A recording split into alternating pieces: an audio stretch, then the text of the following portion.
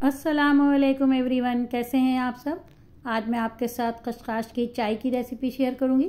खसखस हमारी सेहत के लिए बहुत ही अच्छा होता है। इसके अंदर बहुत सारे विटामिन्स पाए जाते हैं। चाय बनाने के लिए मैंने 2 कप पानी लिया है। 4 दाने मैंने इलायची के लिए हैं और इलायची को मैंने बीच में से खोल दिया है। और 2 टेबल स्पून पिसा हुआ खसखस लिया है मैंने।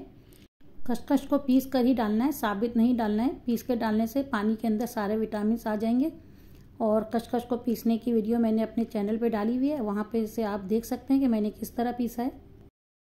अब इसे कवर कर दूंगी और शुरू में मैं फुल फ्लेम पे बनाऊंगी ताकि इसके अंदर उबाल आ जाए।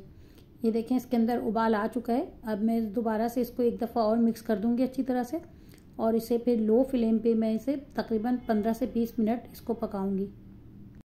इस चाय को पीने से नज़ला, ज़ुकाम, खांसी और फ्लू में बहुत ज़्यादा आराम पहुंचाती है और दमे के मरीज़ों के लिए तो बहुत ही ज़्यादा मुफीद है।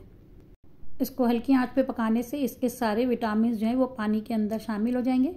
खसखस की चाय से हड्डियों में, जोड़ों में और घुटनों में जो दर्द होता है उसमें भी आराम आता है। ये स्किन और बालों के लिए भी बहुत अच्छी है और जिस्म से खुश्की भी दूर करती है। खसखस को पकते हुए 20 मिनट हो चुके हैं। सारे मिनरल्स पानी के अंदर आ चुके हैं। अब मैं इसके अंदर 2 चमची चाय की पत्ती डालूंगी। आप कोई से भी ब्रांड की पत्ती इस्तेमाल कर सकते हैं जो आप इस्तेमाल करते हैं। इसको अच्छी तरह से मिक्स कर देंगे। पत्ती डालने के बाद 2 से 3 मिनट इसे और पका लेंगे ताकि चाय में अच्छा सा कलर आ जाए। मैंने आधा कप दूध डाला है इसके अंदर। आप दूध अपनी मर्ज़ी से कम ज़्यादा कर सकते हैं।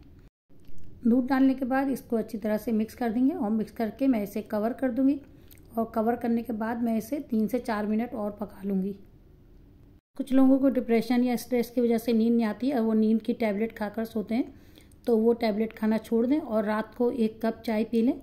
बहुत ही पुरसुकून नींद आएगी और रात को बार बार आँख भी नहीं खुलेगी और जब सुबह उठेंगे तो बिल्कुल फ्रेश उठेंगे। चाय हमारी तैयार हो चुकी है। मैंने फ्लेम को ऑफ कर दिया है। मैंने चीनी डाला है। आप इसकी जगह पे शहद या गुड़ भी ले सकते हैं। एक बात याद दिला दूँ, अगर आपने मेरा चैनल अभी तक सब्सक्राइब नहीं किया है तो इसे सब्सक्राइब कर लें और फैमिली और फ्रेंड्स के साथ शेयर भी करें। तो मिलते हैं फिर एक नई रेसिपी के साथ। अल्लाह हाफिज़।